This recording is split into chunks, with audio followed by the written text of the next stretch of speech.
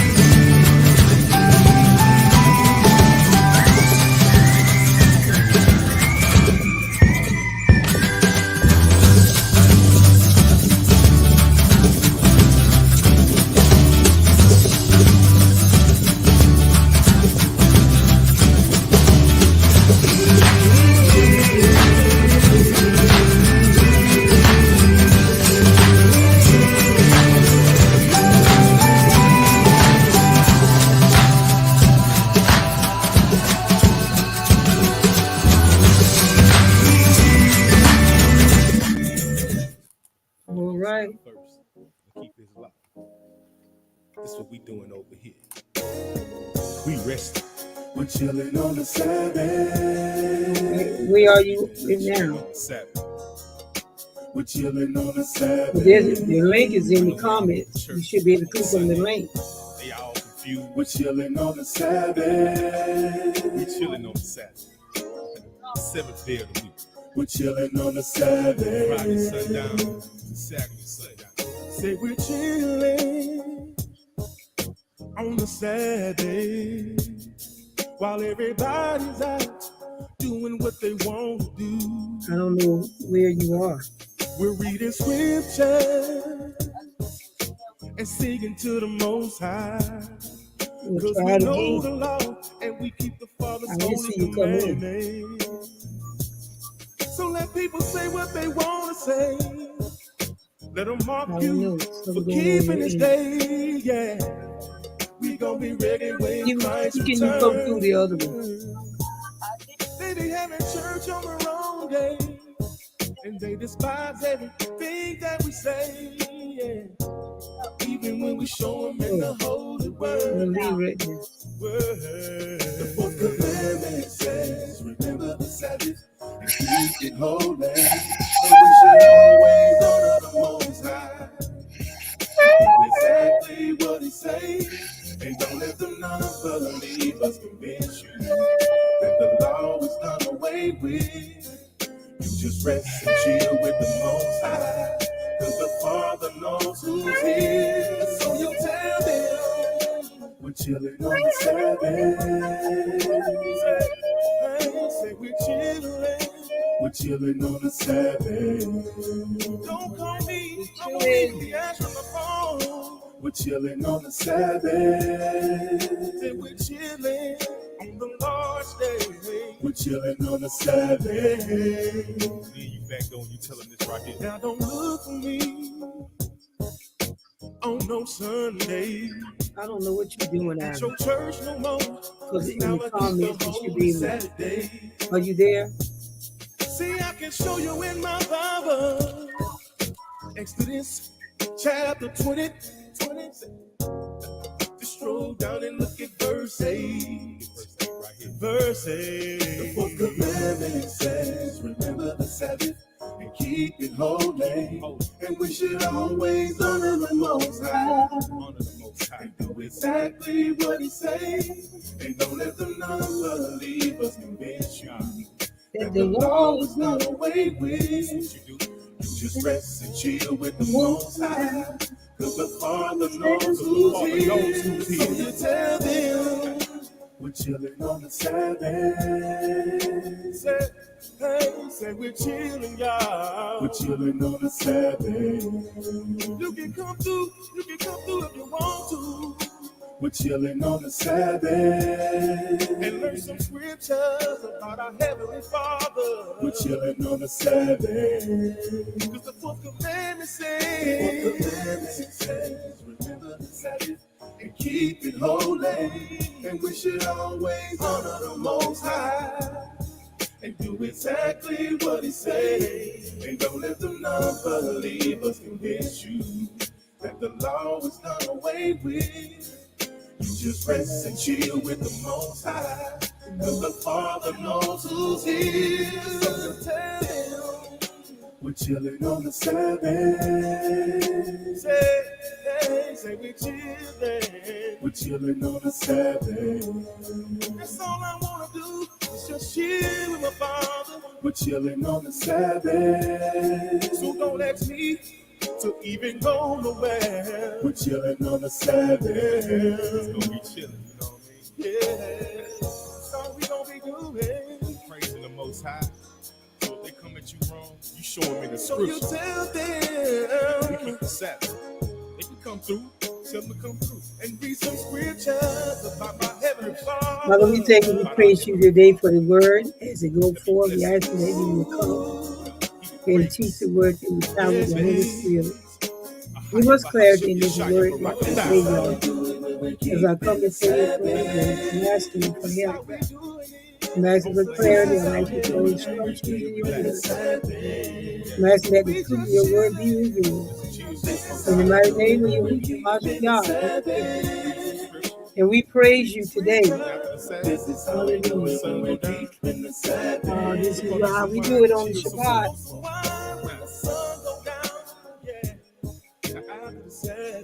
Bless y'all. Shalom. All right. We'll say this is the way we do it. We give y'all praise and glory and honor. We thank you for everyone that's will be chiming in. I don't know where my sister is. I lost her again. But nevertheless, we will be back in our study, Saints of the Most High. I'm going to take this out if you're not coming in this way, because you should be able to be in the comments on YouTube. And if you can't, I want to take it out so I don't have people popping in. Can you comment down in the comment section?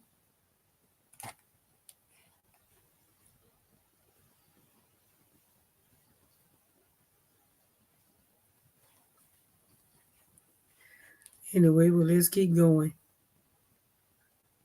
Two things in total life there, I'm not sure.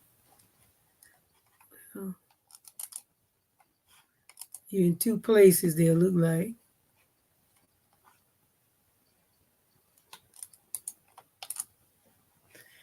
Oh, praise to the Most High. So let's get started, Saints. Let me open this up.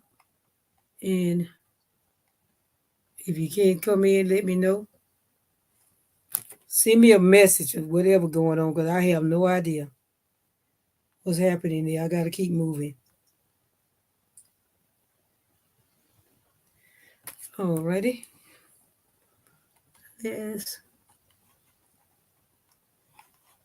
Send me a message in the comment if someone here is hearing me now. So make sure y'all hear me.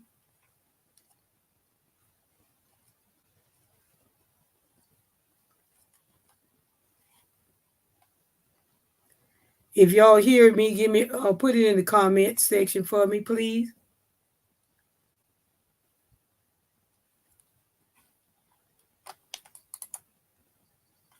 Shabbat Shalom, Mother. All right. Can you hear me, Mother Judy?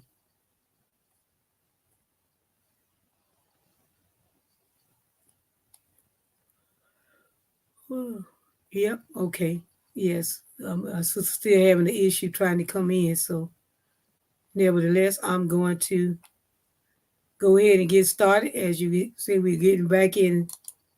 We're in part 2 of our series that Edom accomplices will not go unpunished concerning Israel, and we take his accomplices out of Psalms 83.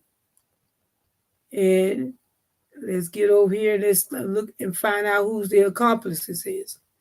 We already spoke on. It says this from the 5th verse. Say, for they have conspired together. They come together with one mind against you, that they make a covenant. And he goes on to show us who the enemy and the accomplices are. It starts off with Edom and goes to the Ishmael, and it moves to Moab, and it moves to the Hagarites, which is, we have discussed Edom, and we have discussed Ishmael and the Hagarites. Then he goes down to looking at Jabal and Ammon and Amalek, Philistia, and Tyre and Syria. So we have discussed, and our discussion was on Moab. I mean, I was not Moab, but Edom. We went through talking about Edom and the Ishmaelites and the Hagarites. And as we dove into the word, the Hagarenes, and we did talk about that concerning, or did I take it out? Let's see.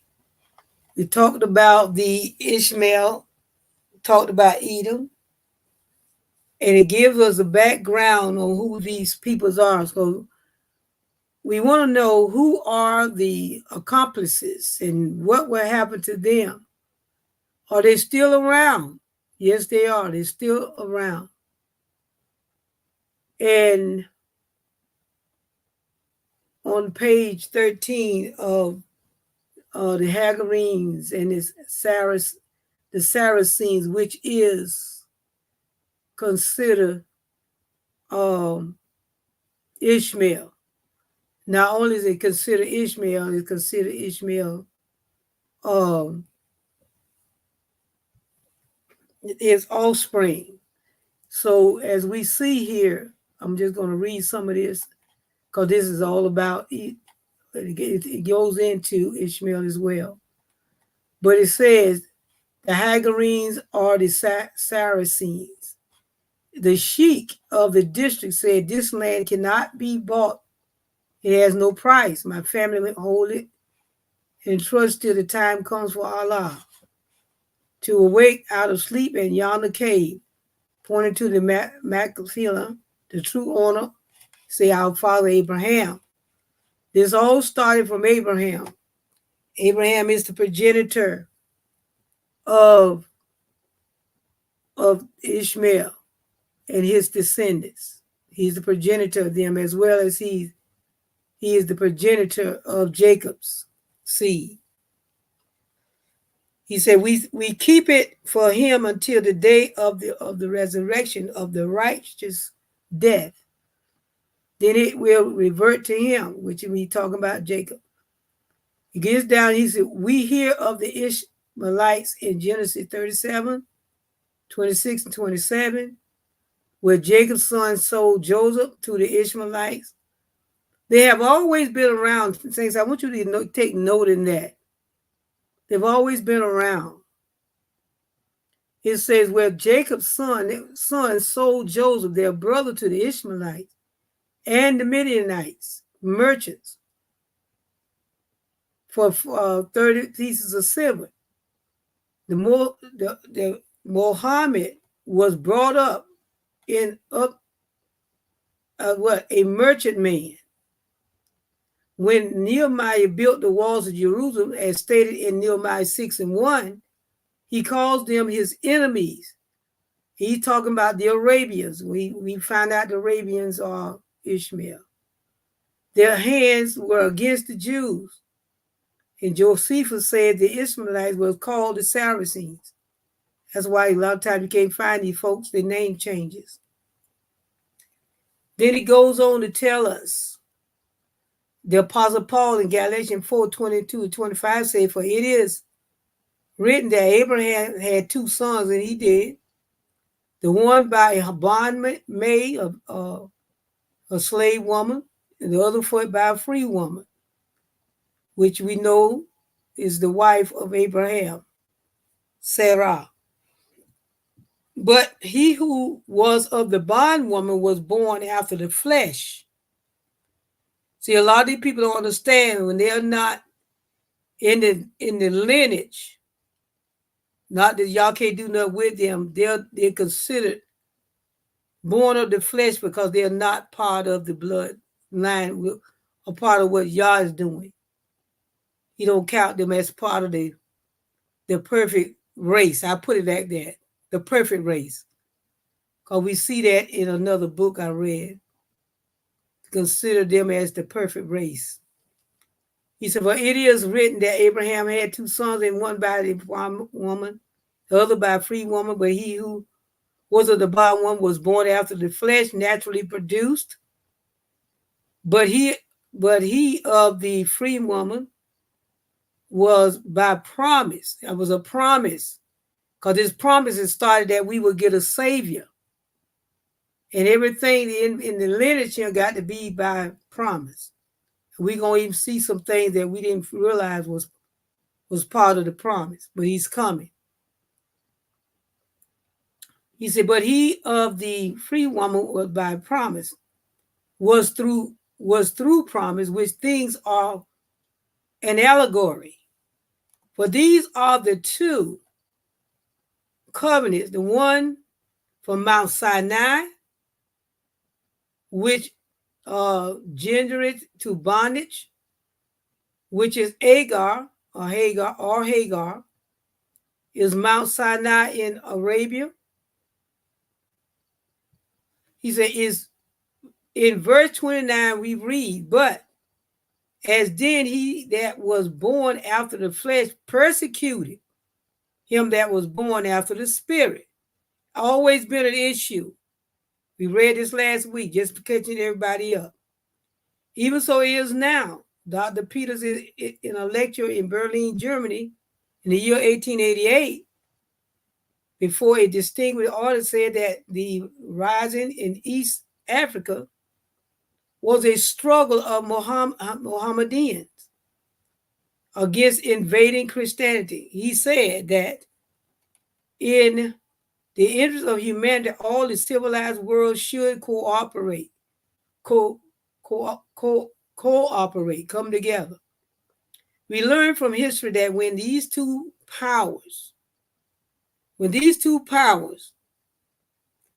papacy and the Mohammedan, had their rise in the 5th and the 6th century, persons of the highest ranks, even kings, could not even write. Many of the clergy did not understand the prayer book, and from this period, the Greek language and the literature was neglected. It is easy to understand why the following centuries should come to be called the Dark Ages, which I told you at that point is not the Dark Age. The Dark Age because there was Moors there ruling. It is easy to understand why the following centuries should come to be called Dark Ages. These centuries, J.S.C. Abbott in his history calls the war and woe centuries. These we have in Revelation, the woe trumpet, says Professor Oakley. The Saracens seems to have been purposely raised up by Yah to be a scourge to the Christian church for not living in accordance with their most holy religion. Gibeon says that the Saracens is a name which every Christian mouth has been taught to pronounce with terror and abhorrence or hatred. He says, teaching of Muhammad to his people gave him control of them, and he was, at the same time, priest, prophet, and king to them. He taught them that when Yahushua HaMashiach went away, he said he would send the Comforter. Now he tried to be the Holy Spirit. The Holy Spirit. He said, I am the Holy Spirit. Isn't that so? Boy, people don't have no problem claiming stuff. He said the word was the key of heaven, a drop of blood shed in the cause of Yahuwah is of more avail than 2 months of prayer. Whoever falls in battle, his sins are forgiven. This sounds like a false prophet. Yahushua said, for all they that take the sword shall perish with the sword. And see, we see that's what they all they think about is fighting over there. Fighting for one fighting the other all the time. Is summon the people to prayers by a Kriya calling out. Allah Akbar Allah. It says Yah is Yah. Yah is great. There's they God. See that when they say that's why they have to understand. They ain't talking about reframe this. Their God is not our Yah. God is God. God is great. There is but one God, Muhammad. They say, then he goes in Muhammad is his prophet. Okay, now he's saying, wait a minute, let me get it straight. Say, I want to get y'all confused. Yah is Yah. Yah is great. There is but one. Then it goes in Muhammad is his prophet. Come to prayers. Come to prayers. Abu Hara'iyah said he never saw a more beautiful man than the prophet. Well, we know it wasn't Yahushua because they say he was comely. He was reverenced by his bigoted disciples to the point they would, what they say, they would gather the spittle and swallow it. His motto became the Quran. Now we know that's not of Yah. So let's keep moving on. We read on this last week. I want to get to another part because I'm going to get into, we're talking about Ishmael now. We know who Ishmael is. We know who Ishmael's children, the Hagarites.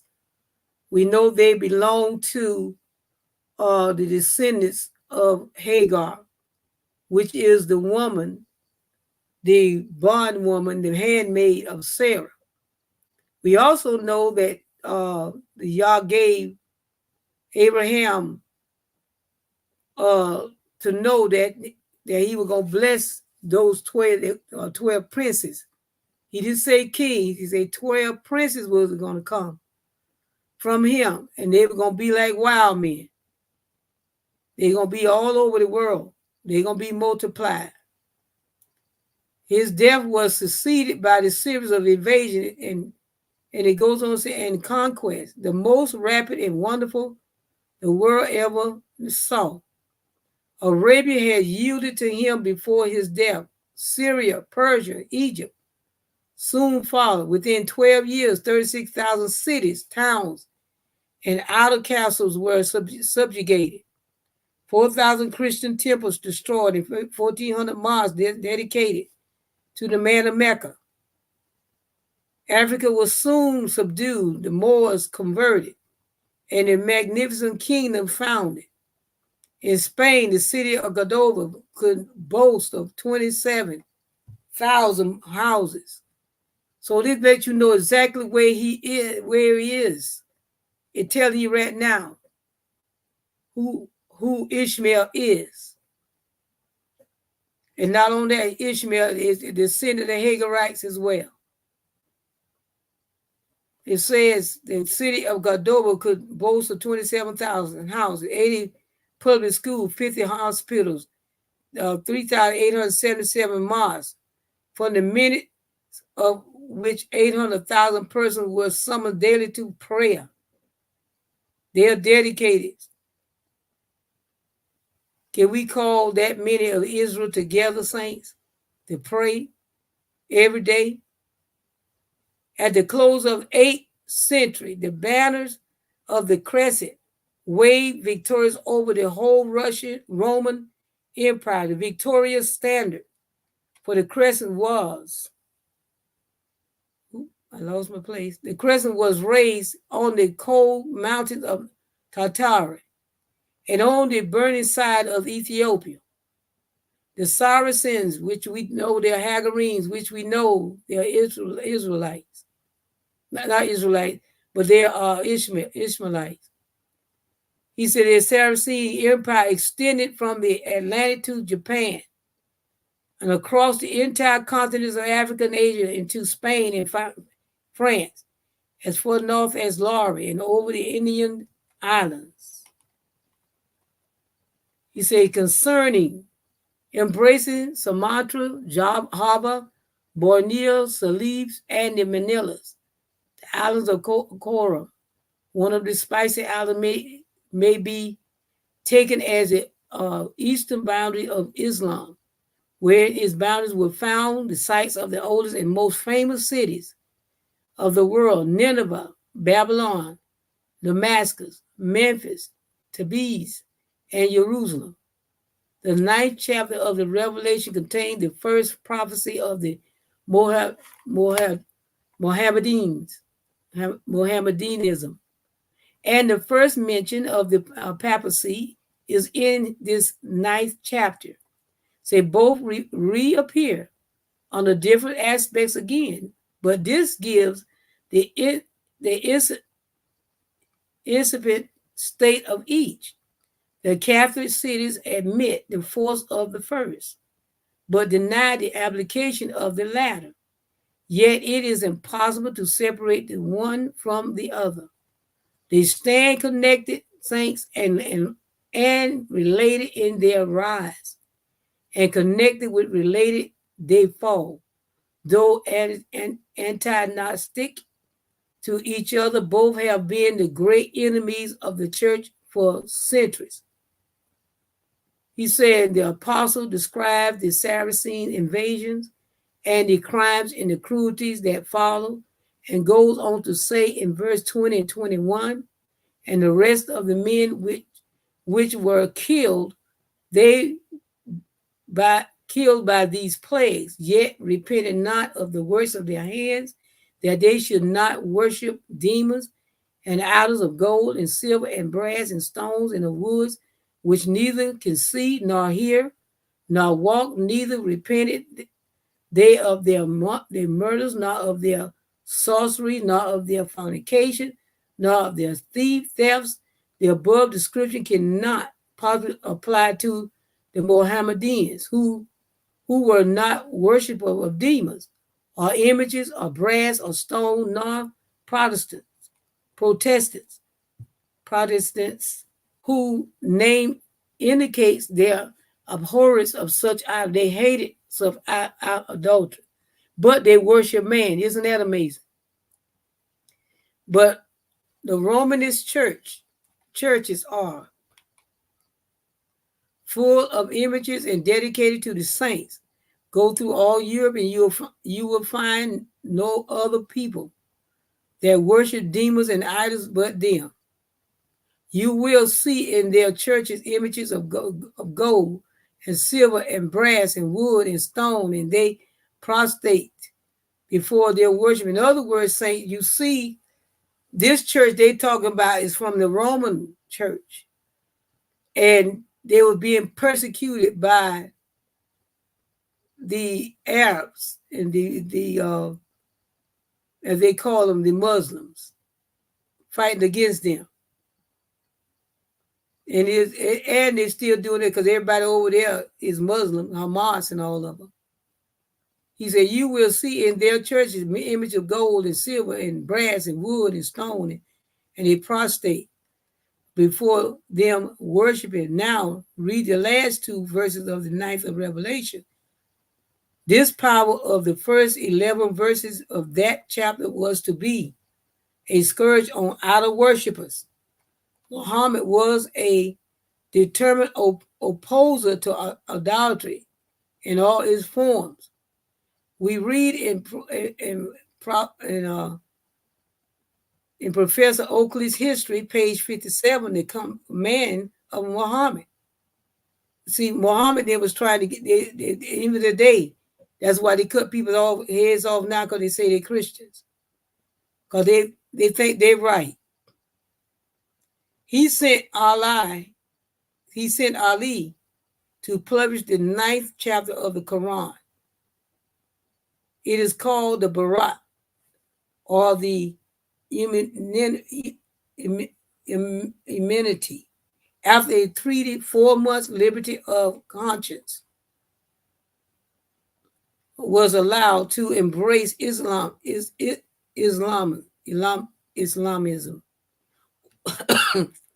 or pay tribute. The command runs thus: when those holy months are expired, kill the idolaters. Ain't that something? So you don't know why they right when they rose up, they enter their I guess their time to prove their learning period. Then when you learn, you get your first test is to rise up and kill the idolaters, one that worship stones and the other gods they call. Is in that no idolater should make a pilgrimage to Mecca. He's in consequence, no person except a Muhammadan may approach the Kaaba on pain or death.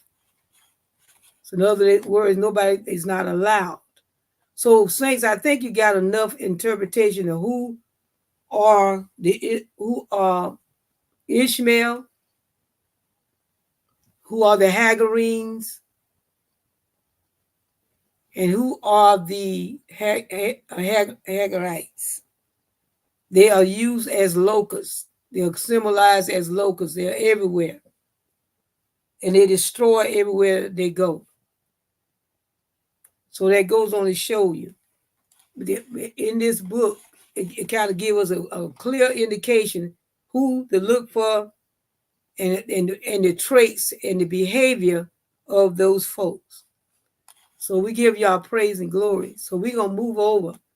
Now today we want to get introduced to our next two is Moab and Ammon. Let's talk about them. Okay. As a matter of fact, I'm going to step back a few minutes. What y'all say he's going to do to the enemies. I know we'll talk about them, but this is the fate for the accomplices that will not go unpunished. And y'all meant that. That's in Zechariah, the 9th chapter. Read some of that, and then we're going to keep moving because I want to get through quite a lot today. In Zechariah 9 and 7. Now, the good part of this is two saints. He gonna restore a lot of these people back, some remnants from all of these folks. Because you got to understand, a lot of them are Abraham's seed, even though they wasn't part of the promise. It says, the burden of the word of Yahuwah is against the land of Hadrach, Damascus, that is his resting place. For the eyes of men, especially of all the tribes of Israel, are towards the Yahuwah. He said, and Hamat also, which borders on it, Tyre and Sidon, though they are very wise. For Tyre built herself a fortress and piled up silver like dust and gold like the mirror of the streets. Behold, the Yahuwah will dispossess her and cast her wealth into the sea. And it said, and she will be consumed with fire. Ashkelon will see it and be afraid. Gaza, too, will write in great pain. Also, Ekron. Ekron plays a very significant part here. Ekron, for her expectation, has been confounded, confused.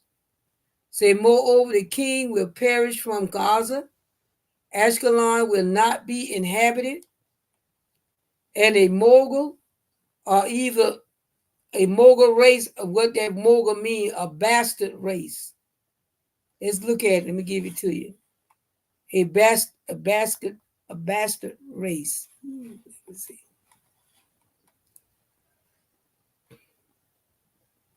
Let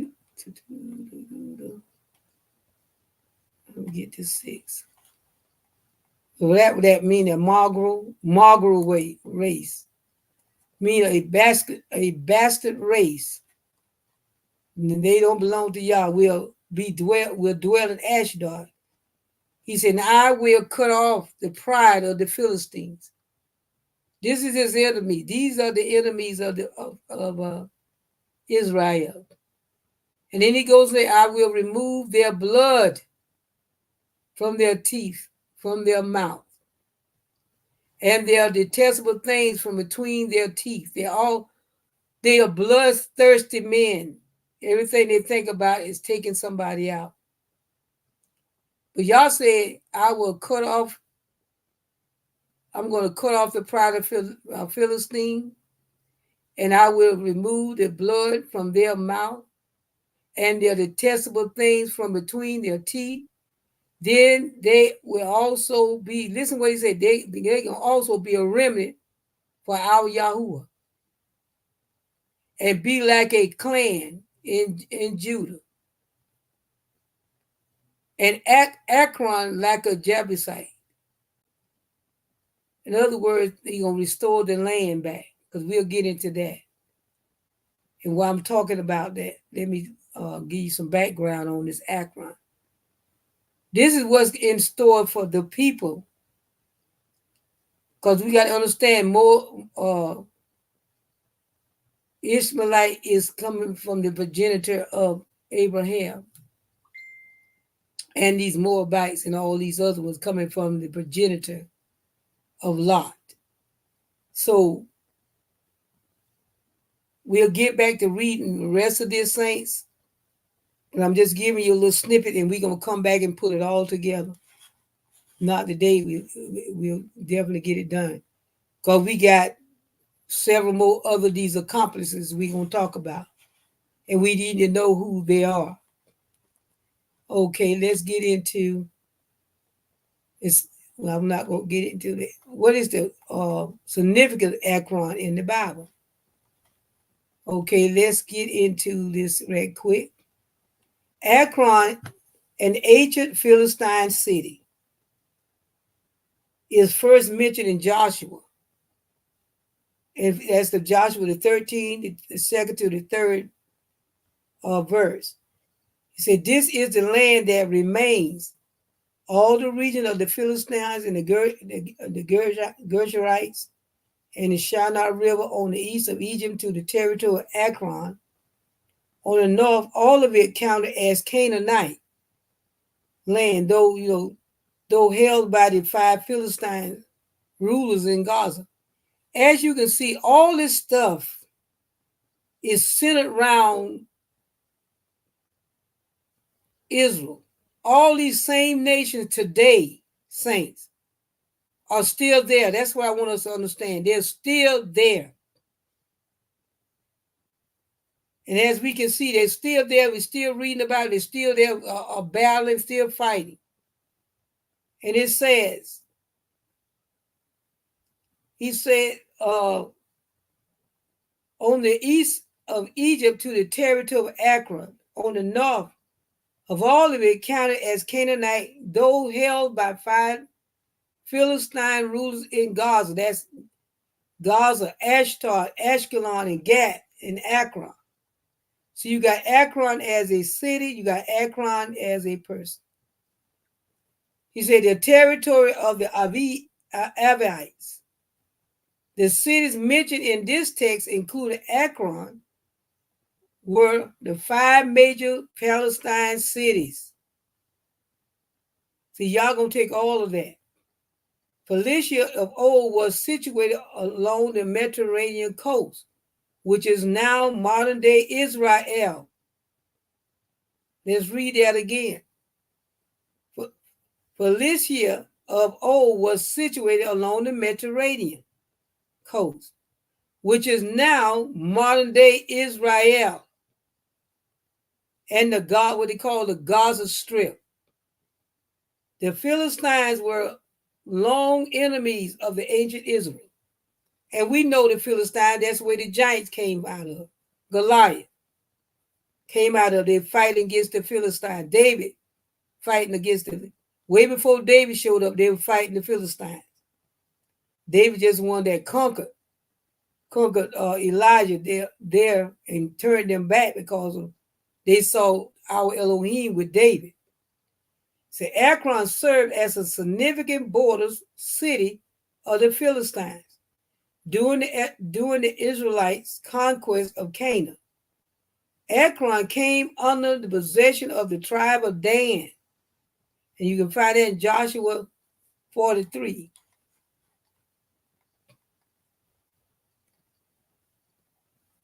It's called Elon, Timnah, and Ekron. However, Dan appears to have lost Ekron back to the Philistines. The city is mentioned in 1 Samuel 5:10 as Philistine territory. As especially noteworthy mention of Ekron is found in 1 Samuel 5, showcasing Yah's power over gods. During the time of Eli, he said the high priest Yah permitted the Philistines to triumph over Israel, as we know, and capture the Ark of the Covenant. The Philistines saw the event as a victory of their gods over the God of Israel. They faced a rude awakening when they kept the ark in the temple and of their god Dagon at Ashdod, and woke the following day to see Dagon falling close to the ark. This happened twice, and the second time the image of Dagon was broken. He didn't bow, y'all knocked him down. He was broken into pieces. You can find that in Samuel 5. It said, but when they rose early on the next morning, behold, Dagon had fallen face downward on the ground before the ark of Yahuwah, and the head of Dagon, and both his hands was lying cut off on the threshold. Only the trunk of Dagon was left to him. This is why the priests of Dagon and all who entered the house of Dagon did not tread on the threshold of Dagon in Ashdod to this day. They don't go in there because they know what happened. Y'all took care of that. He said the people of Ashdod also felt the heavy hand of Yah's judgment in the form of plagues. So the Philistines moved the ark to Gath, to the Akron, the closest Philistine city to Jerusalem. When it came to Akron, the people exclaimed, they have brought the ark of the God of Israel around to us to kill us and our people. 1 Samuel 5 and 10. The Philistine leaders then returned the ark from Akron to Israel. That's in 1 Samuel 6:45. He's in the time of Elijah. The Israelite under King Uzziah lived contrary to Yah's commandments. And after getting injured, Uzziah sent men to Akron to consult with the false god Baal Zebub, rather than seeking help from the true Yahuwah. It incurred Yahuwah's wrath. Find that in 2 Kings 1-2.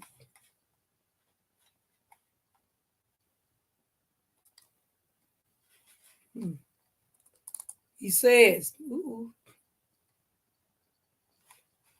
oh man, come on, let's go back.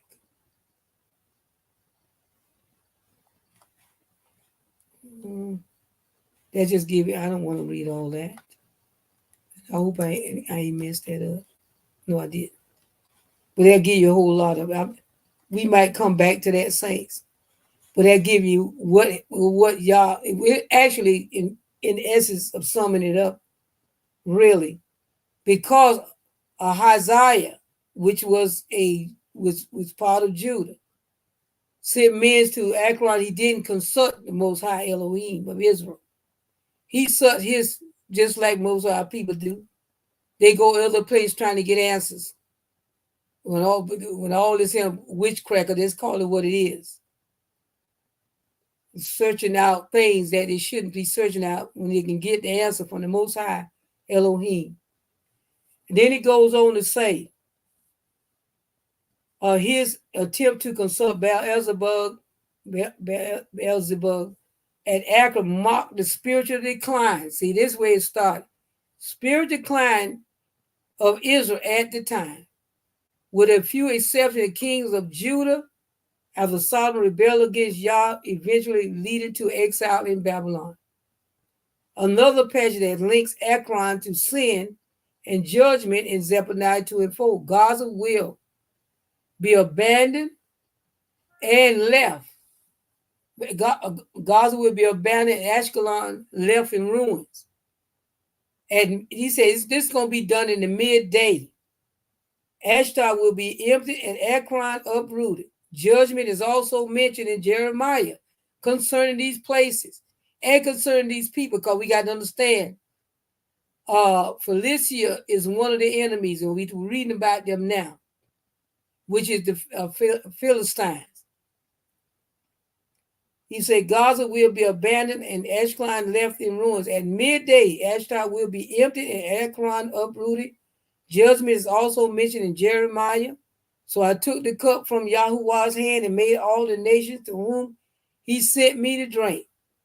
Jerusalem and the towns of Judah, its kings and officials, to make them a ruin and an object of horror and scorn, and a curse, as they are today. Pharaoh, king of Egypt, his attendants, his officials, and all his people.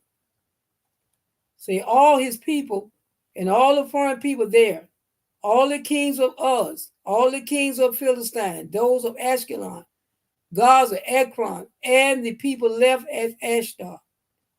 In the broader biblical narrative, Ekron stands as a reminder of Yah's supremacy and his judgment over evil. It also serves as a point of enduring conflict between Israel and the Philistines. It's an ongoing battle, but Yah's going to fix all of that, saints. Let's get over here. Who are the Moabites? Who were they? The Moabites. Let's get into who are the Moabites. The Moabites were the tribe descended from Moab. Now, Moab is the son of Lot, born of what we call an ancestral relationship with his oldest daughter. That's something they cooked up. From Zoar, the cradle of this tribe on the southeastern border of the Dead Sea, they gradually spread over the region on the east of Jordan. That's where they are. They call the Jordaeans.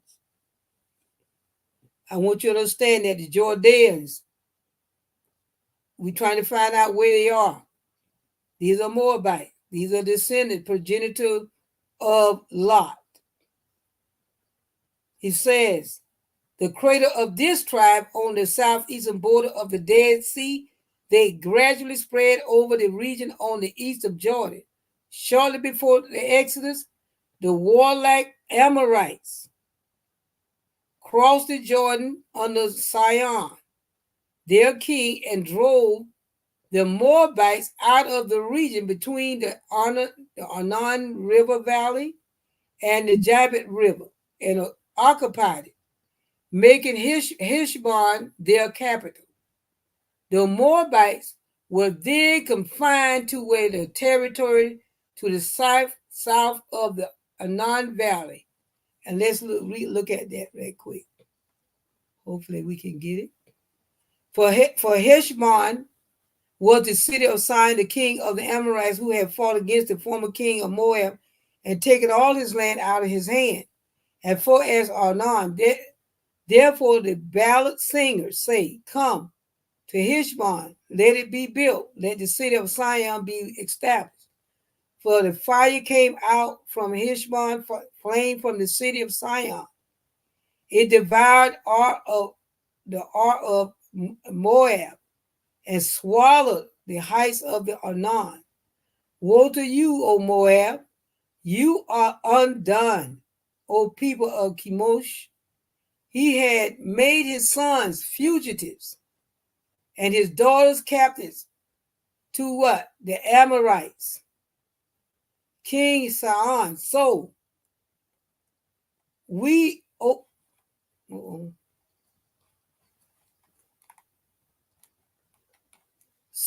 overthrew them. Heshbon as far as Dibon.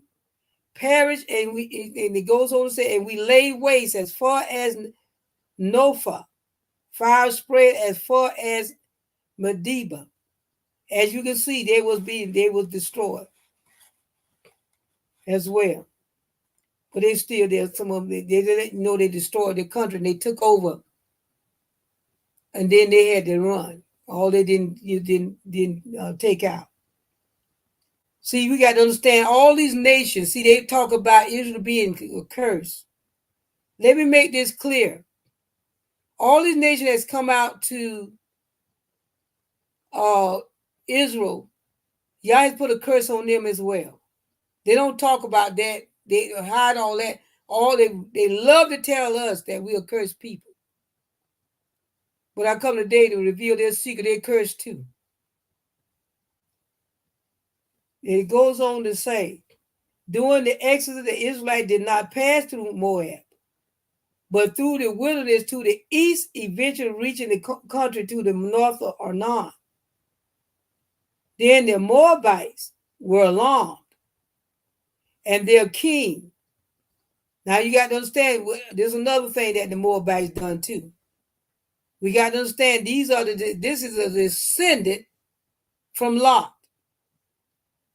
And we got to understand the Moabites were alarmed, and their king Balak said, sought aid from the Midianites. Okay, hold on a moment, y'all. I hear somebody calling me. Yes. You want to come out? You want to watch the cartoon? Huh? You want to turn the cartoons on? Huh? You don't? What you want to do? Make up your mind. I'm going back to teaching on people. So what? No, you can't cry now. That's what it's tonight. You can't get crying.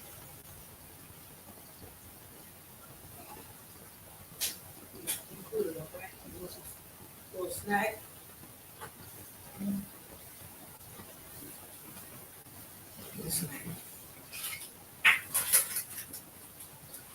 All right. Sorry, Saints, I still got my little one. I was hoping she'd sleep through it. Mm-hmm. Yeah. Yeah. Sit right there. Mm. Yeah. Get some cereal. As you can see, the Moabites were alarmed, and they sent out the king Balak sought aid from the Midianites. This was the occasion when the visit of Balak to Balak took place. In other words, they hired them to curse them. He said, in the plains of Moab, which was in the possession of the Amorites, the children of Israel had their last encampment before they entered the land of Canaan. Number 22 and 1, Joshua 13-32. Say, if we had nothing else to enter the land of Moab, it was from the top of Pisgah that Moses, and then he did die in the land of Moab, up in that area. The mightiest of prophets looked upon the promised land. It was here on Nebo, the mountain Nebo, that he died in solitary death. It was here, as they say, in the valley over against Beth Peor, where he was buried. That's how you can find that in Deuteronomy 34, 5 to 6. And so it said he was buried in the valley in the land of Moab, opposite Peor, as you can see. Let's keep going. It goes on to say a basalt stone bearing an inscription of King Misha was discovered at Dibon by Klein, a German missionary at Jerusalem in 1868, consisting of 34 lines written in Hebrew Phoenician characters.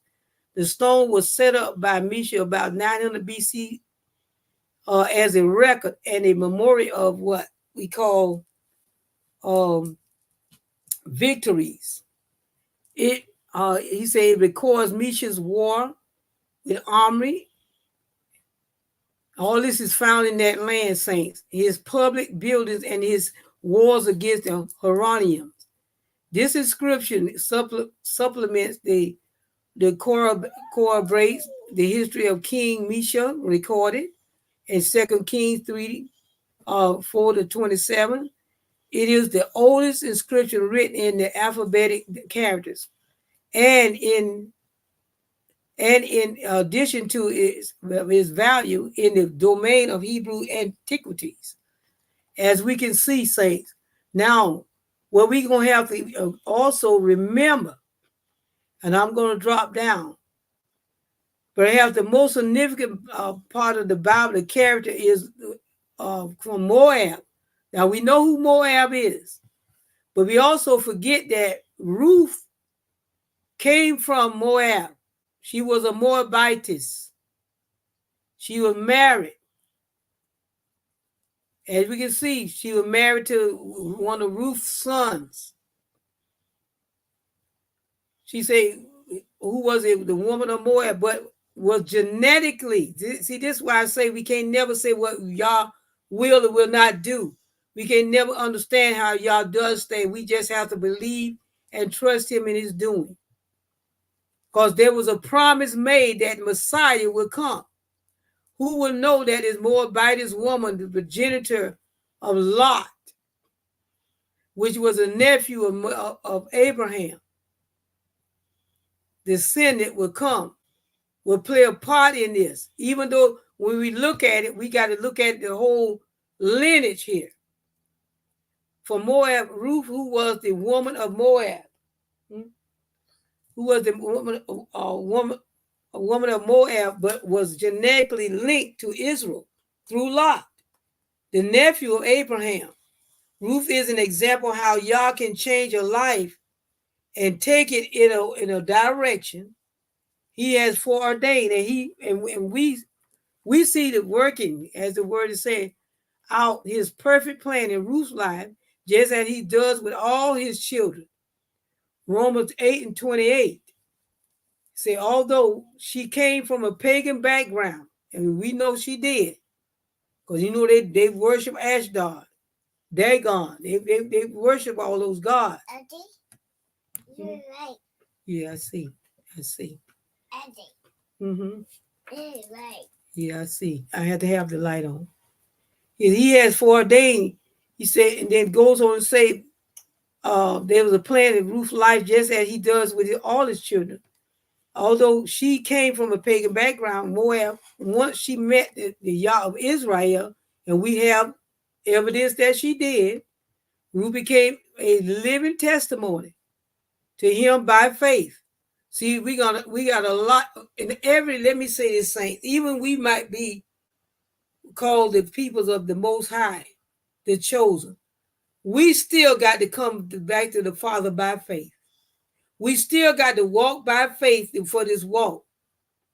And he is showing us that Ruth became a living testimony to the Most High by faith.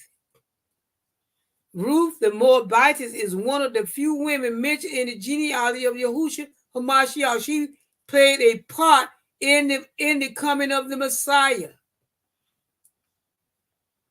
Yah is the one takes up and puts down. Blessed be the name of the Most High. He can pull anyone in he want to pull in. So we can't just say what just because you're a Hebrew, you're this going to. y'all gonna do this just for us. No.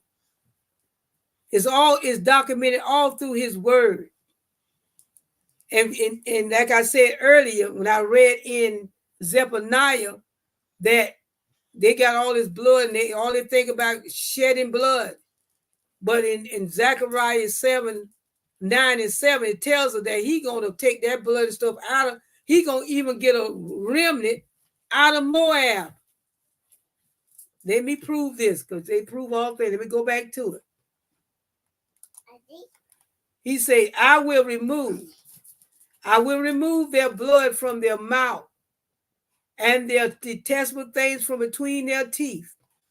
Then they will also be a remnant for Yahuwah and be like a clan in Judah.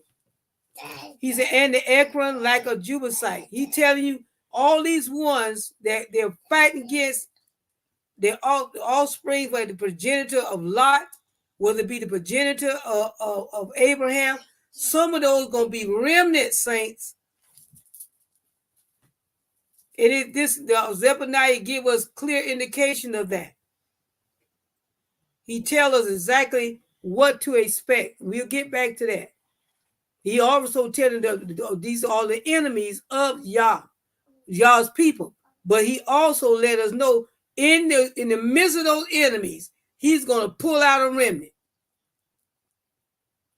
Because there's some ties that goes with the lineage, saints. So let's keep moving. I don't even, where was I? I think I'm finished with Moab. Okay.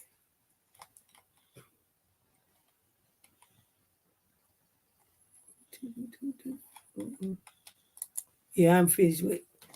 As I say, Ruth.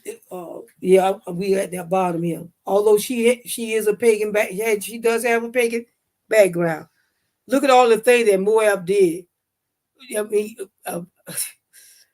they did some horrible things to they off further down the road cousins. Cause we got to understand they still were cousins.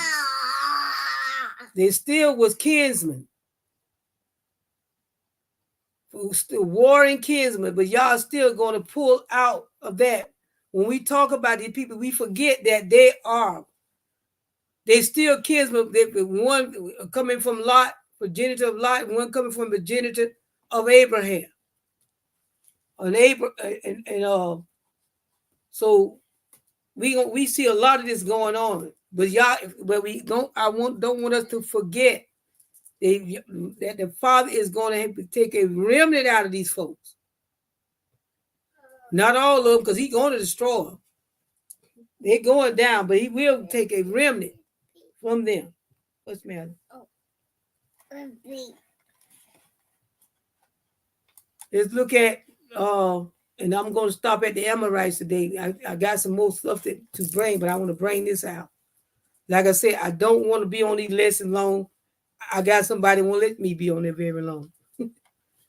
So who were the Ammonites? Let's talk about the Ammonites. And I'm going to sum all this up. Hopefully I can get this summed up by the end of the week, and then we'll move to the other accomplices. He said, throughout the early history of Israel, we find references to the Ammonites. What's the matter?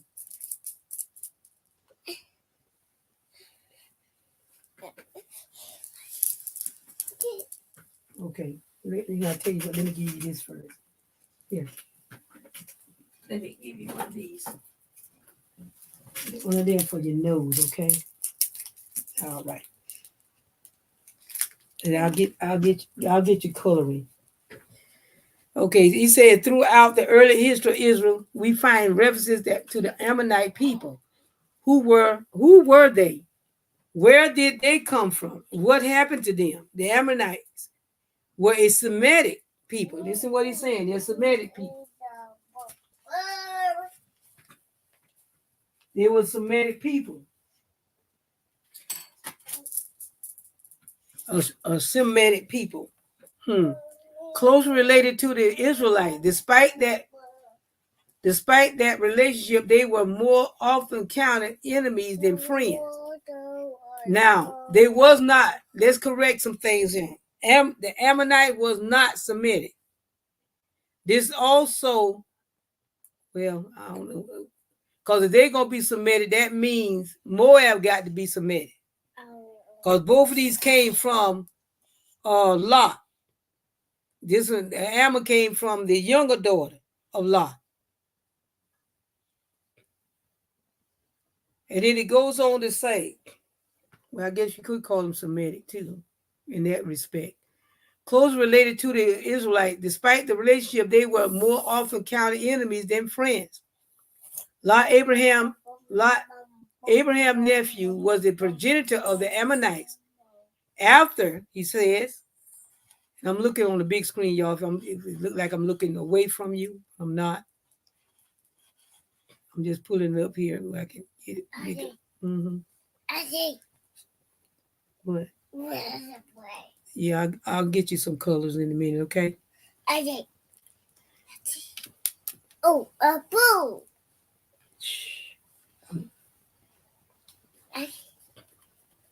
He's after Abraham and Lot separated.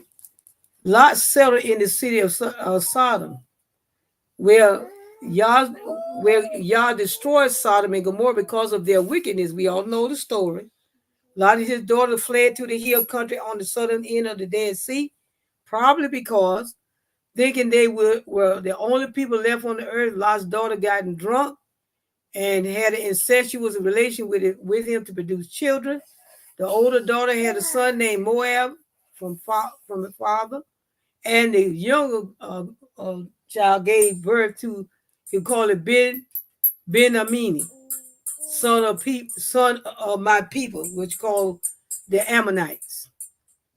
The descendant of Ben Amini,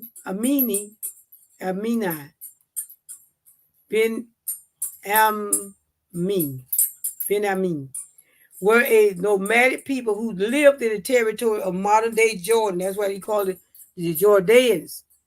See, we have to be careful. We have to remember when they're talking about these people, who they are. They might classify themselves as Jordaeans, but they're really the Ammonites, the descendants of Lot from one of his daughters.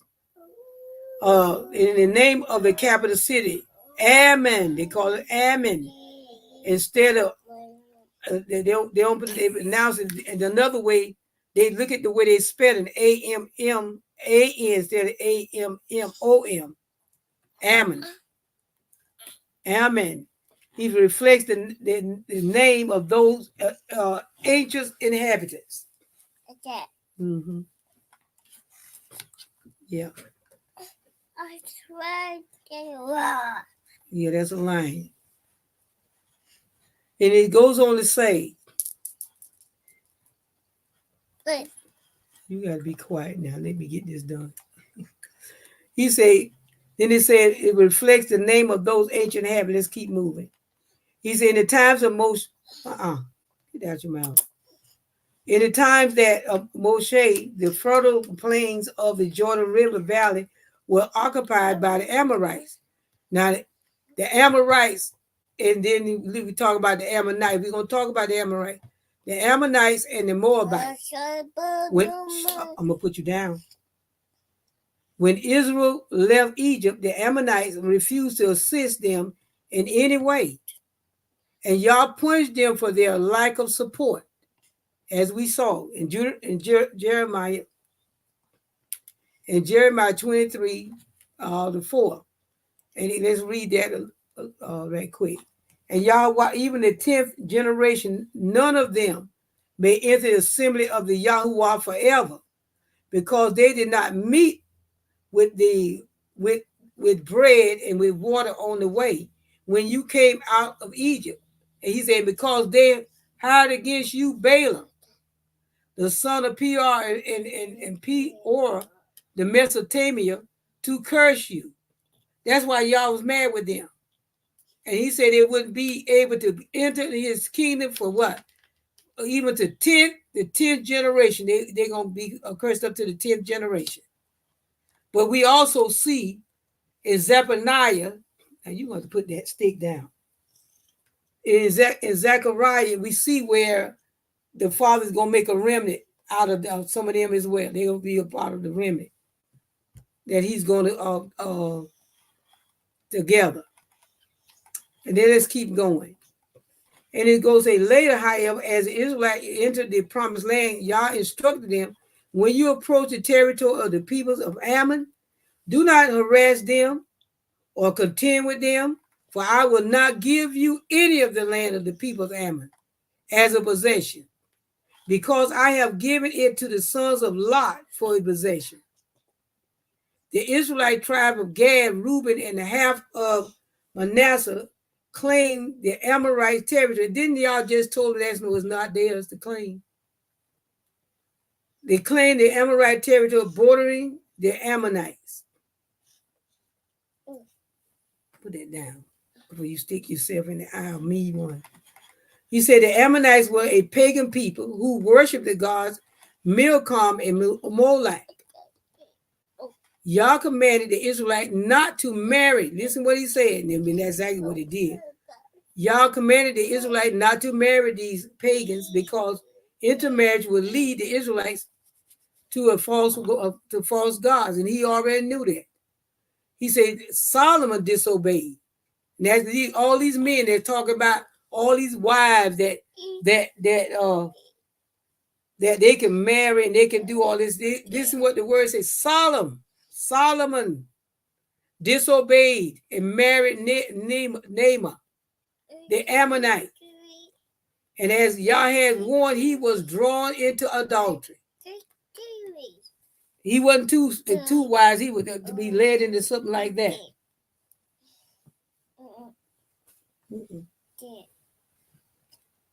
And he says, no, you can't. And then he goes on to tell us, after he disobeyed, you can't have that because you keep putting it in my face. He said he was warned into adultery. Molech was what? A fire god with the face of a calf. His images had arms outstretched to what? To receive the baby, because they took babies and they sacrificed babies. That's why so many of our babies are being stolen right now and being sacrificed. That spirit is not dead, saints. These here Moabites is not dead. They're still doing the same thing. The Ammonites, they're still doing the same thing. These sacrifices with these babies. And he goes on to tell us. He said Ammonites was cruel. Like their God, the Ammonites was cruel. When Nahish and the Ammonites was asked for a term of treaty, this was in 1 Samuel 11:2. He proposed gorging out the right eye of each Israelite. Listen at that. Gorging out the eyes of each Israelite man. Always coming at the Israelite men. Amos 1:13 says that the Ammonites would rip open pregnant women in the territories they conquered. That goes to show what kind of people they were. They're just like the ones of Nineveh. Nineveh was a people that way as well. What it says, thus says Yahuwah, for 3 transgressions of the Ammonites, and for 4, he said, I will not revoke their punishment because they have ripped open pregnant women in Gilead, that they might enlarge their border. And he said, and he goes on to tell us, under King Saul's leadership, Israel defeated the Ammonites and made them vassals. David continued with sovereignty over Ammon and later besieged the capital city to solidify his control. In other words, David came to control of the Ammonite kingdom. After the split of Israel and Judah, the Ammonites began to ally themselves with the enemies of Israel. Ammon regained some sovereignty in the 7th century BC until Nebuchadnezzar conquered them about 100 years later. Tobiah, the Ammonite, which came out against Nehemiah. Nehemiah 2:19 was possibly a governor of the region under the Persian rule. Because you have to understand, Nehemiah was a servant. He was in Persia, but he was the cupbearer of the king. but the inhabitants were a mix of Ammonites, Arabs, and others. By the New Testament time, Jews had settled in the area, and it was known as the Perea. The last mention of the Ammonites as a separate people was the 2nd century by Justin Martyr, who said they were very numerous. Sometime during the Roman period, the Ammonites seem to have been absorbed into Arab society. They might be absorbed, but they're still around. Just, I'm gonna say this: watch the behavior of the people, and you'll know who they are, because they still got to say. Because if y'all talking about in Zephaniah, they're gonna be doing this stuff, and then he gonna choose the one I guess got himself together for a remnant. They're gonna be doing this until the Most High show up. And then I'm going to look over here and now this is something here. When I went back, we talked about, I'm going to get this one first. No. And I'm going to read just some of the sides of this. No. And this is from a book called the Torah Thought. This is the Parasha Noah the Second. And I'm going to read the side. I know y'all can't see it because it's so small. I'm going to read on page 16. It says, similarly, radical militant Islam today, as all the totalitarianism would impose, is cruel, informity elsewhere if it had the power to do so. Now it goes on to stop it. I'm going to put you down. Behave. Now, who's that came in? What? You mean to tell you just finally? Yes. Then it goes on to tell us on page 2 what this actually is about. You got to be quiet, Mama. Yeah, tell me. Yeah, hi. And then it says, despite this dark future for the Moabites and the Ammonites, the scripture presented the inspiring story of the book of Ruth, revealing that from these very people, the Messiah is to come. Ruth, the Moabitess, because of her unconditional devotion to Naomi. See, it's something that we got to understand. Even when somebody is blessing Israel, they are rewarded by Yah.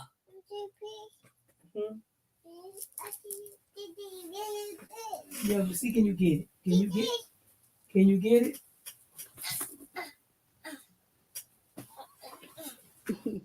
Be careful. Then it goes on to say, and the younger also bore a son. And she called his name Ben Ami. He is the father of the Ammonites today. So we have to keep these things in mind when we are talking, and when we are talking about Ruth, when we are talking about the Moabites, and she's one of them, but she found favor with the Most High Elohim. She found favor because of her dedication to Ruth, to Naomi, and because of that,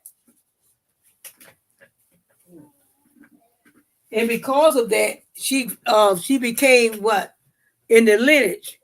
Our Messiah, even through her, came down through those generations through her. So we don't never know how y'all gonna work things out, saints. We just don't know.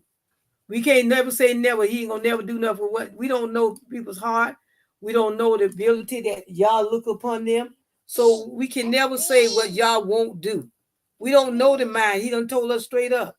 My ways are not your ways. Okay. My ways are not your ways, and my thoughts are not your thoughts. And he said, and he goes on to tell us, and he said, Ruth the Moabite, because of her unconditional devotion to Naomi, she marries Boaz, who begets Jesse, the father of David. Look how close that is. The progenitor of the Messiah. Who's the progenitor? They call David the progenitor of the Messiah. Then it goes on, the rabbi solved the problem of the Deuteronomic prescription against the Moabites by pointing out that it applies only to males and not females. It goes on to say, it is broadest terms, Jewish universalism today recognize that there are many paths to Yah, but ultimately there is an underlying common ground that is discoverable in the basic. The basic is to obey Yah. It don't matter who it is. When they receive him, he received them. That's what we got to understand, saints. When we receive Yah as our Savior, when we serve him, when we turn and give our hearts to him, it doesn't matter who we are. Mm-hmm. Even though the nation might be doomed, but the individual won't be.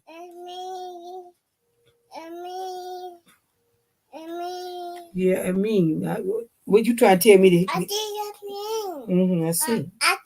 I mean. Yeah, okay. No. And you gotta leave me alone. I'm almost done. Okay, then it goes on to tell us. No. Sit down over there and leave me alone. Go sit down. Sit down. Then he said, it goes on to say, we see that the ancient chronicles tended to glorify their heroes. Indeed, the further in time the writers move away from the era in which the heroes live, the more ideally are their personalities projected. In King David's case, he is memorialized as the sweet singer of Israel. Yeah, she can't see it, Mama. She can't see it. He's in Psalm, the prophet. She can't see it, Mama. Sit down and sit down and write. Yeah, she'll talk to you later. Yes. Then she said, it goes on to say, in King David's case, he is memorialized, the sweet singer of Israel in the Psalms and the persecutor of the Messiah. The precursor of the Messiah who will bring about the ultimate redemption of Israel. Even today, in other words, what he's saying, we tend to pick out the little good part of people, but we forget David was a warrior. That's right. He was a man after Yah's heart, but David was he killed people. Yes. But they remember him in his singing and his things of that nature. Mm-hmm. But we forget that part. We forget, just like now, we can't forget. That's why you don't be arguing at all these young people, because at one time you were young. They say, how soon do we forget? That's right. That's so sad. Yep. Then he goes on to tell us in the same passage here. He said, the sweet singer of Israel in the Psalms and precursor of the Messiah who will bring about the ultimate redemption of Israel. Even today, in referring to the reborn peoples of Israel in their own land, we sing David, Malak, Yasharel, Chai. I don't know what that is. Somebody else talk. David, the king of Israel, lives and is established. As you know, this guy that read is a Jewish guy. He's those who urge Aaron to make us a God who should go before us, base their faith on a God who was supposed to be a kind of cosmic Belha. That kind of faith was doomed to fail. It is, because if you got to make him up, and then you're gonna worship something you made. That is silly. It's just crazy. Yes, it is. Out of page 94 of this same article here, it says our text suggests that Judaism is often more concerned than. Sit down, little girl.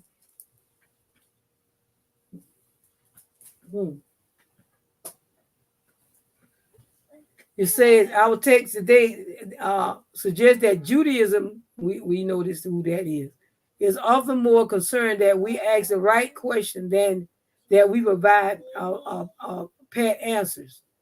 Many today do not read the story of the burning of Elijah. They sure don't, because Elijah was burned.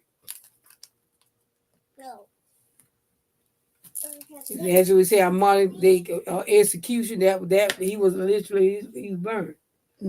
Often as a of the destruction of. Do not regard the story of the burning of Elijah's offering on a water drenched altar as a suitable proof of Yah's supremacy over Baal. That's when he was showing the other false prophet who Yah was, but he was. That's what he met his death.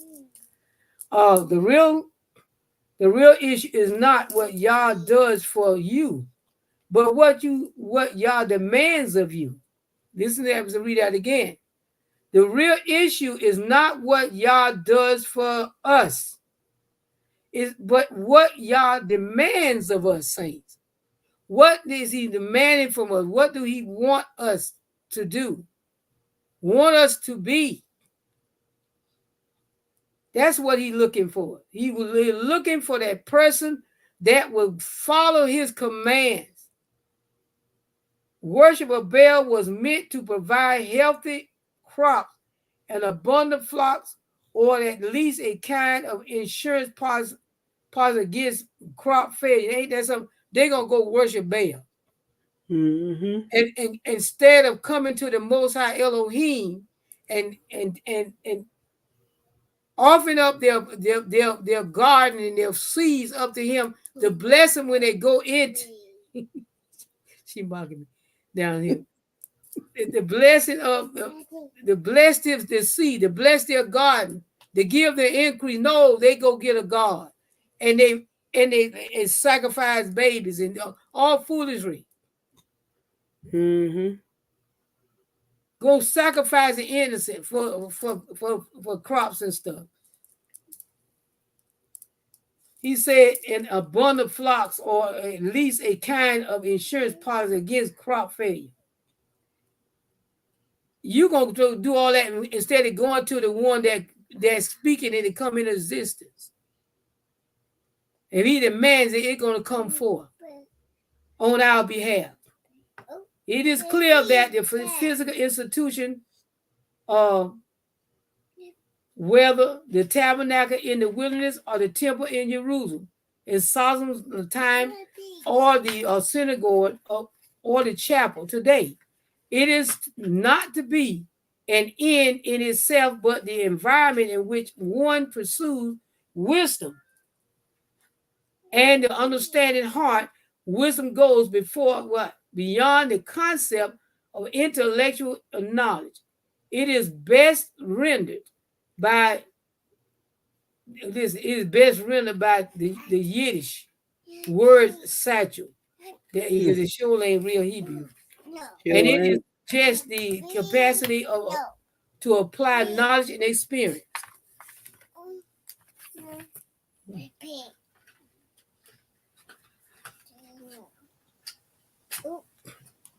So that gives us an idea, saints. And under this one here, this reading here comes from Talks from the Heart, was penned by a Native American. And it talks about the Amorites and the Moabites, and also the people y'all getting it, coming together, which they shouldn't have. And I'm just going to read this passage, and I'm going to be through it. I'm going to go back over to Zephaniah. He said, at home, I have a reference Bible. I don't use it much, but it can be handy of searching out certain themes in Scripture. I was thinking about balance and the importance of seeking a balance in our lives. Balance is the basis of health and well-being, of peace and harmony too. I think in all the culture of the earth, balance, the very essence of goodness, in salt is salt. At least that's what I thought. I looked up a scripture that was unmistakably within the theme of balance. I looked up Ecclesiastes 3 and 1 to 8. You know, for everything there is a season, and it follows that every written in those verses is presented in balance, pairs of two. I looked, stop writing on stuff. He said, I looked. He said, I looked in paragraph 2. I looked in the margin. I looked in the margin. This little girl got to move, y'all. I looked in the margin of for some reference to this obvious themes of balance. He said there was none. I looked in the back of the Bible, but found no reference to balance all that at all. There was no recognition of balance as a biblical theme. Yet this theme of balance runs throughout the Bible. The books of Old Testament are written in such a way to reflect this oversearching theme of balance. He said, if you want to find the most important phrase in the Old Testament book, he said, don't look in the beginning of the end, of beginning or the end. You'll find it exact in the middle. That's right. There you go with the meat of the word. There it is. Each book is balanced on its own midpoint, as recorded in the book of Leviticus, the sabbatical year and the year of Jubilee here. Well, he said, for the restoration of balance, each 7 years the crop land was laid to the rest, and slaves were free with pay. Yeah, right. The 50th year, that's why they don't want you to know this stuff. The 50th year was the year of Jubilee when freedom was proclaimed. Land went back to the original owner and debts were forgiven. That's Exodus and also Leviticus 25. It was a system which, if followed, would keep individual fortunes. This is that right. Would keep individual fortune from accumulating indefinitely. See, that's the point. Y'all never intended for 2 or 3 or 10%, 1% to keep all the wealth. No. It was never intended of that. No. It was never intended for that to happen. No. And then he goes on to tell us in this passage. He said each year the crop land was laid to rest, and that's for every 7 years you're supposed to lay to rest. He said the land. He said rest, and slaves were free with pay. That's almost comical to read. It was a system which, if followed, would keep individual fortunes from accumulating indefinitely at the expense of common people. From time to time, balance would be restored. Look at the 4 Gospels: Matthew, Mark, Luke, and John. These are the 4 separate stories of the life and teaching of Yahushua. They agree on same details. Matthew, Mark, Luke, and they call it Synoptic Gospels. In particular, agree on many points. Yet, there are many discrepancies. There are even outright contradictions, especially between the first 3 Gospels and the last one. But they are all 4 included in the Bible. For 4 stories of Yahushua which served to balance one another. He says, here's something else I have found in the Bible, something that may be important for Indian people to consider today. When Jewish people came back to their country after their forced removal to Babylon, present day Iraq, to reclaim their land and rebuild their culture. Some of their young people started marrying those of other tribes, especially the Ammonites, and the Moabites. Now, the Ammonites and the Moabites were closely related people, but they weren't Jews.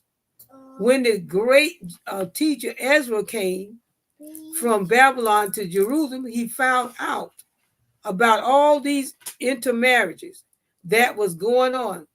It upset Ezra something awful. Ezra tore his clothes. He pulled out his hair. He kneeled right down on his ground and prayed loudly until all the men gathered around and promised to divorce their non-Jewish wives and disown their children. Ain't that so? Mm-hmm. He said later, when Nehemiah came from Babylon to Jerusalem, the same thing was still going on. There were still Jewish people marrying to Ammonites. That's what they're doing now. That's what they're doing right now. Yep. See, now they're telling us who they are. They're still marrying the Ammonites. He said the Ammonite, the Moabites, their children were not being taught their language and culture.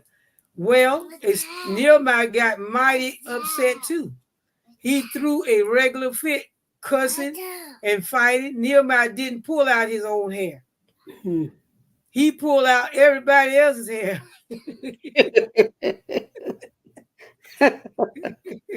They're really mad, man. He's right. Read it for yourself, and you don't think if you don't believe me. And he did. We laughed about that. This time, many men were forced to divorce their wives again. Now they think you being nasty and bad and all this thing when you say something to them. Mm-hmm. They knew it was forbidden. Mm-hmm. He said, you see, even though the Ammonites and the Moabites were closely related, they were related tribes, there had been considerable friction between them and the Jews or Israelites. It seems that the generation before, when everyone expected the Ammonites and the Moabites to welcome their Israelite cousins back to Canaan, maybe bring them out a dip of water. Instead, they hired a fellow named Balaam to throw a curse on them. While Balaam humble but wise donkey talked him out of actually throwing the curse. The Israelites never ceased holding this episode against their cousin tribes. I guess it's the thought that counts. It's Numbers 22, 1, 24, and 25. For this reason, those of Ammonites and of Moabite descent were excluded from citizenship in Israel to the 10th. This was to the 10th generation. I read that in the word. Deuteronomy 23, 3-4. Of course, there is also the Israelite story about the Ammonites and the Moabites having their origins in horrible acts of incest. But we won't go into that right now. That's in Genesis, the 19th chapter, the 36th to the 38th verse. They was horrible with it. So could it be that we see a lot of these men that doing that is either Ammonite or Moabite? Yeah, it makes sense now. In any case, it believes that about the same time as all this fuss was being raised about Jewish people marrying people of Ammon and Moab. Someone, and they come to the boy, I tell you, this is stuff. Someone came along and told this story, which is also in the Bible. It seemed a certain man moved with his wife and 2 sons from the Jewish country over into Moab. This is about Ruth. The man died in Moab, and the sons married young women of that tribe. Later, the son also died. Their mother, determined to return to her native land, which is Naomi, told her daughter-in-laws to return to their own family and to their own culture. And we can find that in Ruth 1, 1 to 15.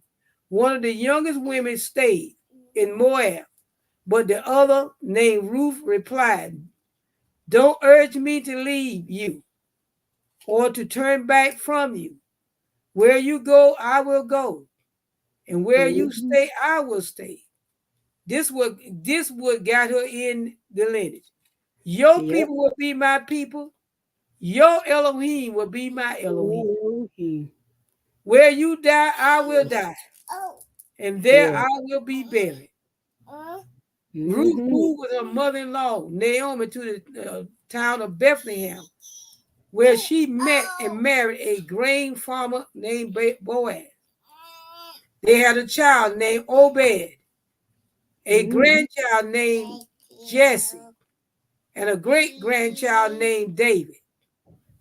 This storyteller was saying, "Hey, wait just a minute. You're saying a person of Ammon, or a Moabite ancestry can't participate in the Jewish culture for 10 generations? Hmm. Your own King David was only 3 generations, but they go back and say, talk about the woman, not the man. That's what we got to understand. He said, your own generation, David was only 3 generations removed from his Moabite grandma. Hmm. Was King David not a Jew? And how many of you can say for sure that you yourself don't have an Ammonite or Moabite ancestor 8 or maybe 9 generations back? What Hmm. about that? He said, Hmm. were Ezra and Nehemiah all wrong in their objection to intermarry with the Ammonites and the Moabites? No. Hmm. The extent of intermarriage going on at the time posed a real threat to the restoration of the Jew culture and nation. Ezra and Nehemiah were not completely wrong; they just weren't completely right. They Mm-hmm. had not allowed for expectation. It it look it took the book of Ruth to balance them out. Today, we have American Indian voices saying, if you are Indian, marry an Indian. Marry within your own tribe. Of, of, of the Ethnicity.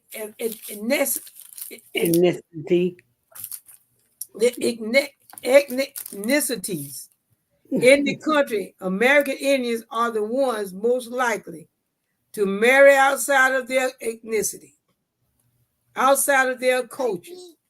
At this time when we are struggling as were the Jews of Ezra and Nehemiah's time to come out from under colonization, to put Hmm. our culture, our nation back together, to rebuild what was broken together, what was scattered. Our, our young people are being lured away through intermarriage. Their children not even knowing who they are. That's Our right. American Indian voices are saying, "Hey, wait just a moment. Talk Messiah." Now that's what I let you all know, because that name is in the Bible. I want y'all to know he's Indian. Mm-hmm. Mm-hmm. Other American Indian voices are saying, "Hey, wait just a moment. The Kumsai had a great grandfather who was a full blood white man from South Carolina. Duwali's father was a white man. Sequoia's father was a white man. If not for intermarriage with white people, African Americans and others, many of our tribes would have dwindled away to nothing by now. That is true. Granted, many who are the products of intermarriage care less than nothing for renewal of our culture. But Hmm. they sure don't. But there are many others also. I'm almost finished, saints. Also, products of intermarriage through whom the Creator is working to bring about this rebirth. There are even some non-Indian who are marrying Indians become, for all intents and purposes, even white Indians themselves. She talking ew. I'm not. Mm. Where's the top? They go on there. Ew. Mm-hmm. Like that's nasty. Mm-hmm. He said, I'm not one who thinks truth is relevant. Believing something is true doesn't make it true. The first few years after Janet and I married, we lived on southern Ohio. There we came to know a dear old lady who happened to be blind except for bright colored light. She couldn't see at all. Her husband was the same way. Each Christmas they put up artificial Christmas tree about 2 feet high and with 50 threads of, but they couldn't see. But what they put that up for? Hmm. Let me keep reading. Get the top. Get the top down there. Then he said they put up a tree. There we came to know a dear old, each Christmas they put up an artificial Christmas tree about 2 feet high and about 50 strands of colored lights wrapped around it. I Hmm. was worried that they'll burn down their house with that entanglement, but they never did. It was the only thing in the house they could see, and it brought them a lot of joy. Anyway, I take this lady to church in our old GMC pickup truck once summer day. She got in the truck, leaned back, looked up uh, through the tinted windshield and said, "Isn't the sky blue today?" Hmm. I never contradicted her, but her belief never changed the color of the southern Ohio sky from its constant gray. Truth is true, and most of us, in our blindness, believe things that aren't true at all.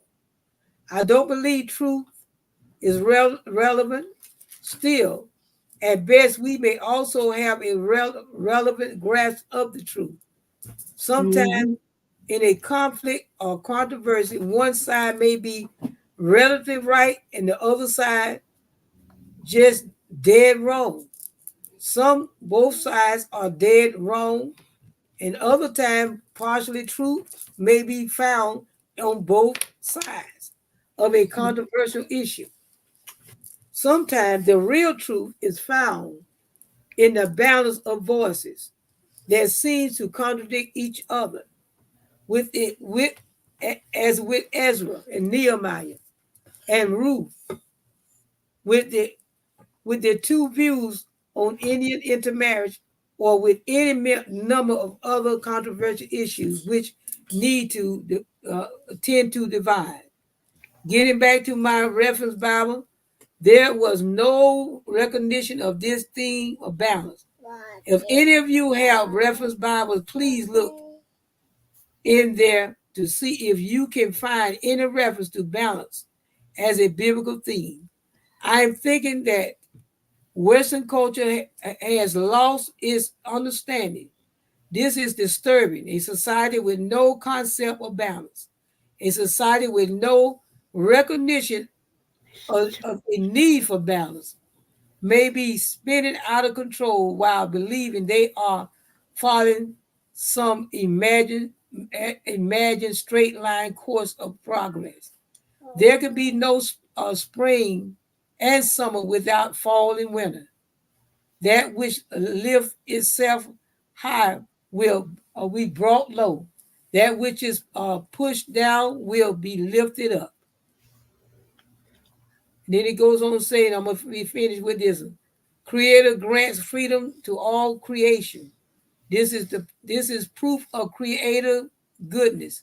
He has the power to control, yet gives freedom. So terrible things happen. Men seek for themselves the power to control, and no matter how benevolent a person or a people may feel themselves to be, this is evil intent to take away the freedom. Stop. To take away the freedom choice of others and the essence of evil. To interfere with the Creator's very good design it is to pay. Stop. Is to play the role of the chaos monster or antichrist in the earth. One people rises against another, unmindful of the fact that all are related. Look at us.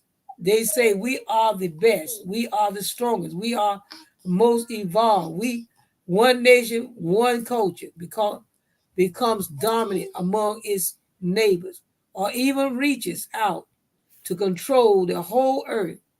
Gross imbalance is the inevitable result. All right, with the saints of the Most High, I'm going to stop there. Yeah. All right, and I'm going to start back from number 7. Like I said, even though these people they're at the place where Yah has given them,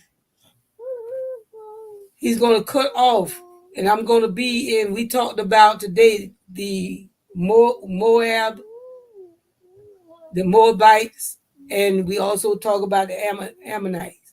So next week we will be looking into. We hit on the Philistine some, but we'll be looking at. Stop it. We will be looking at the rest of the Philistine. We'll be looking at also who asked these other ones that came out against them. So we can just go back up here. Oh, I'm in the wrong place. Let me go over here. As we talked about Ishmael, we talked about the Agarenes, the Moabites. Yeah. We talked about Ishmael. But first one we talked about Edom first. We had to locate who they were. And we talked about Ishmaelite. We found out they are they walk around here, a lot of them the Arabs, the Hagarenes, and also the Hagarites, all the same people. They just they're the progenitors, the Hagarenes, the progenitor of Ishmael.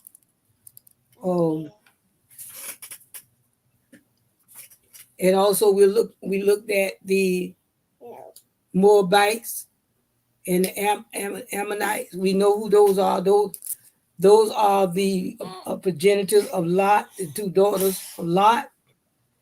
And we also know that from Moabite, we have Ruth, the Moabitess, which is in the lineage of the Messiah. And then we'll get into Jabal, Amalek, and Philistia. And we'll probably end up with Tyre, Assyria will be our last going through, I guess. But these are what we call the accomplice. The accomplice Edom against us, and still today we see a lot of play in these things. So with that, I'm going to end with that today, saints, and we will be getting back in, and we'll do a synopsis of all of them, and then we'll be ending with this with Edom accomplices, and because a lot of time we forget about We talk about Edom all the time, but we forget he had help, and he still have help. And some of that help look like us. We think it is us, is not us. That's right. Some of that help is some of these Ammonites, some of Moabites. All of them ain't light skinned. We gotta understand a lot of these people, they was of darker hue. And they'll assist, they'll help us against us in a hot New York minute. So we understand that, saints. And with that said, we gonna get ready to get out of here today. Ooh, now what in the world happened? Are y'all there? Yeah. Well, I got a blank screen over here. I don't know what happened. Wow. Oh, all right. There it is. Okay. My screen just went on out. But I got it back.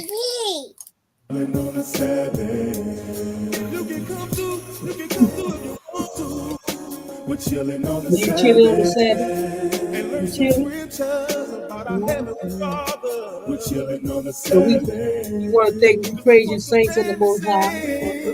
As we get ready to blow ourselves out, Father, we thank you for the word today.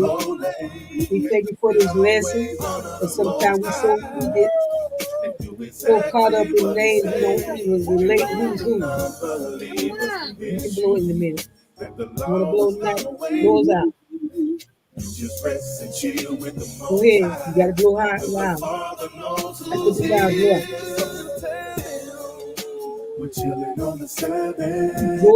Blow loud. Okay, let me show you. Let me show you how to blow it.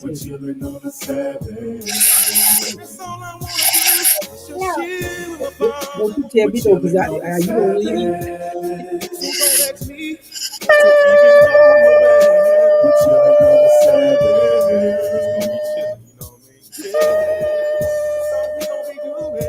Praising the Most High. They come at you wrong. You showing me the scripture. We keep the Sabbath. They can come through. Tell them to come through and read some scripture. Say shalom. Shabbat shalom. Say shalom. Shabbat shalom. Shabbat shalom. Shabbat shalom to you, Mother Judy. And anybody else listening, Shabbat shalom. Oh, she